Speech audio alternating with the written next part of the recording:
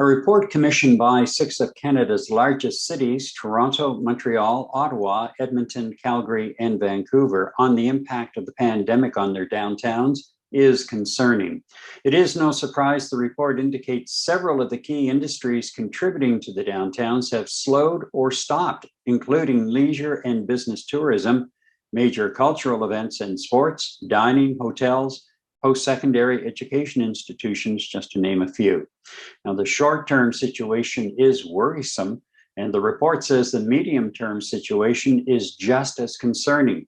The risk of downtown decay is real. The report makes a number of recommendations, primarily focused on federal funding. So what about a city like St. John? Do elements of the report relate to the Loyalist city? We asked Nancy Tissington, Executive Director of Uptown St. John, Inc., that's the Business Improvement Association.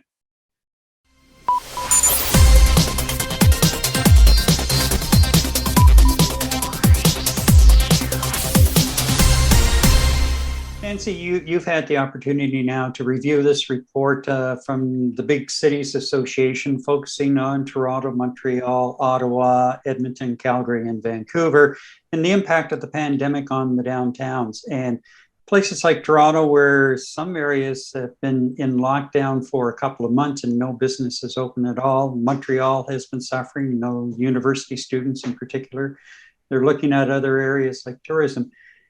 How is that playing out versus what's happening here in St. John, specifically in the Uptown in the Central Peninsula? What's very interesting, Gary, is watching, and of course it's that how did they remodel and I'm looking at the sectors of retail and of restaurant, and how restaurant have managed to stay afloat.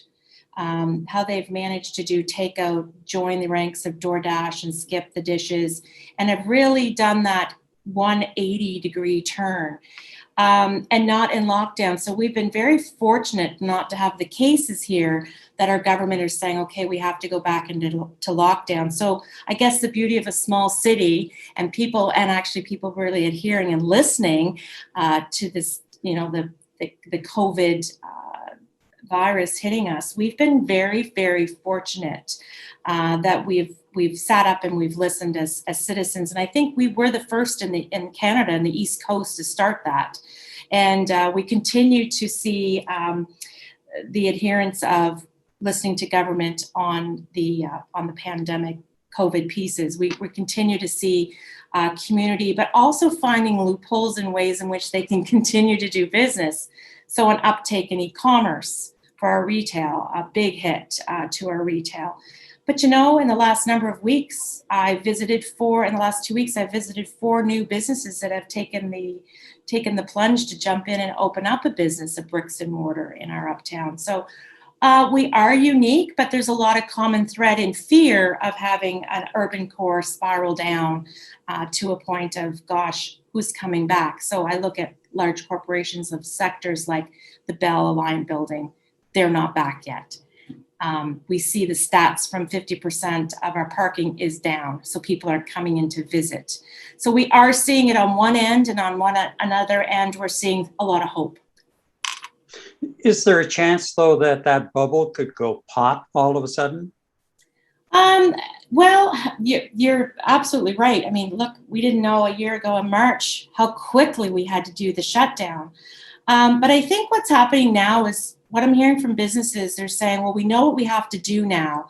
They've already shortened their menus, so they haven't got as much food on standby, where some of them were, $15,000 and $20,000 losses. So they're being cautious. So they've shortened their menus. They've created a place that you can still come and eat, get your favorite dish, get your brew, but they haven't stocked it in full. So you'll notice right from the chains doing that from one page, or to even our local businesses that have all home house made food with a chef in the kitchen, that they've really changed it. So they're being cautious, but you're still seeing, turnover, and you're still seeing them just change the model of how they do their business. You have partnered with the city on the 1 hour of free parking in the Uptown per user per day. It seems that is proving to be somewhat successful, if based on the presentation at council the other night. What sort of feedback are you getting from both the businesses and residents who are using that? Well, first and foremost, the businesses, we did do a survey with them, and they're loving it, and they're hearing from their patrons that this 1 hour made all the difference in the world for them to come up. And it's interesting, it's only a $2, $1.75 to $2 free.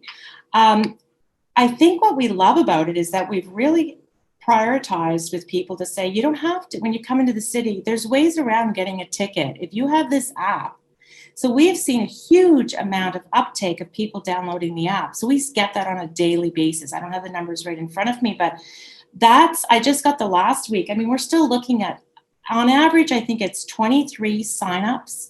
This time last year was like 12. So we're doubled in how many people are signing up to get the free app. We are finding that they're staying beyond that 1 hour, and some are only taking the 1 hour. So we're trying to discern whether or not it's people that are working and happen to use that. But what we can understand, and we've done some intercepting, is to ask people, no, we've come to get something at a destination place, to get my yarn, to get my takeout, and they've utilized that 1 hour. So, and that's what we're hearing from the businesses. So that gift from the city and us, as the BIA to manage, has proven to be quite successful. What's interesting, when we had asked the city for it a year ago, which was one of the things we did in one of our surveys, was no, we would never do that. And I was really happy that they had a change of heart. And it actually works out better, because this was a time that we really needed it during the first quarter of any, in the Atlantic region is always sleepy town. It's very quiet. So along with that and our recent Shop the Block and a Chop that we did, it's been helpful to see folks come in the Uptown and use that app. So I'd say it's been very successful. We have a final report for council as well, and hopefully they'll think about doing some of these in partnership with the BIA down the road. One of the areas that was focused on in the report for the 6 big cities was tourism, and what a hit the tourism sector has taken overall. St. John is taking a real hit last year and again this year with the loss of the cruise business, and last year was shaping up to be one of the busiest, if not the busiest, cruise seasons of all time. What do we have to do to at least try and find ways to make up for that? Well, it's very interesting, because I find that I was just actually in another city recently. So, this exchange piece of visiting other cities and loosening up the purse strings. So even though you go to Moncton, it's still local. It's still in our New Brunswick economy. If you haven't been a tourist in your own city, it's time to get out and do those things. I did have a local tour operator call me last week. They've been merged with another company. They just couldn't survive. It would be folks like those tourism tour type businesses that would have been hit the hardest.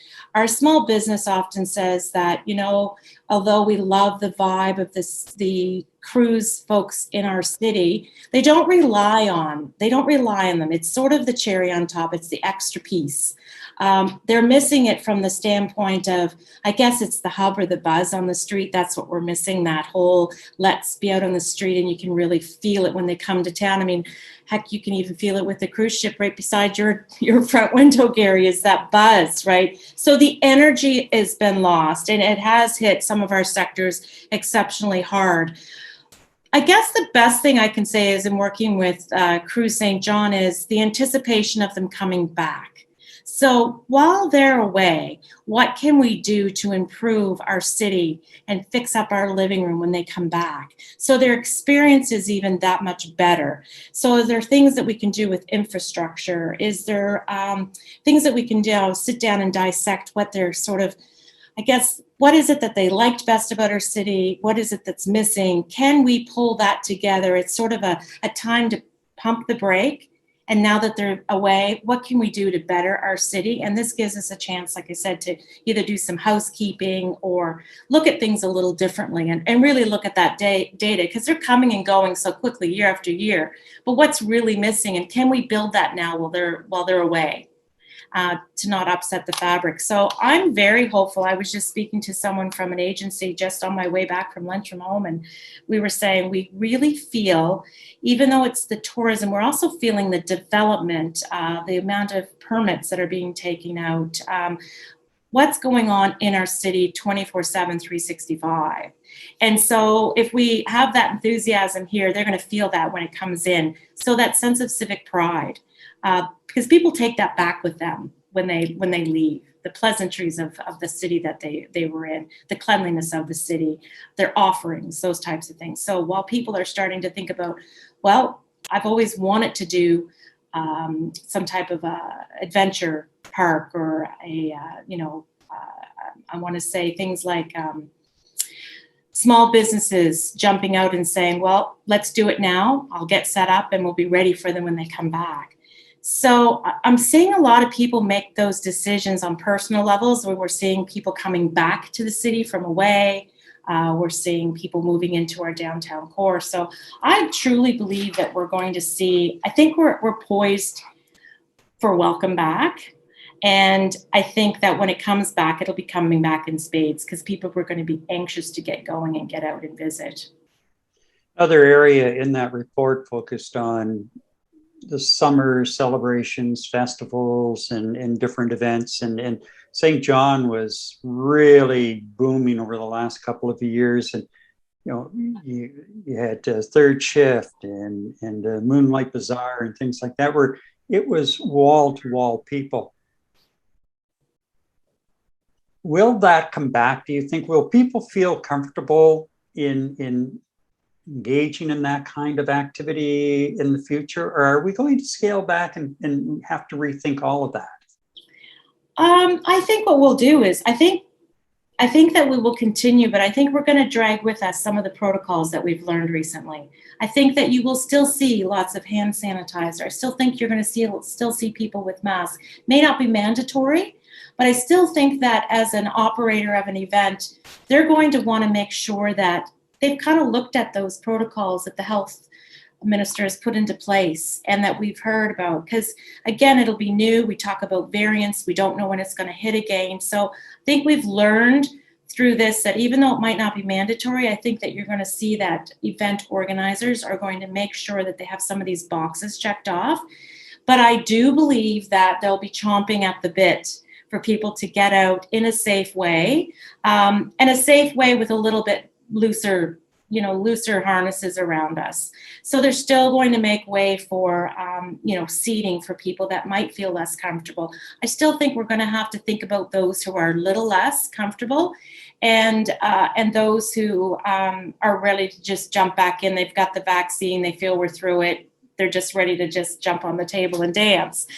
So I really, truly believe that there'll still be parameters that people are going to be thinking about, those who are a little bit less, but might dip their toe in the festival, right?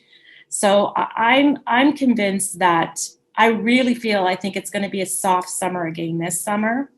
I truly believe that we have to walk cautiously and listen to our doctors and experts in the field, and have a little bit of pump the brake again.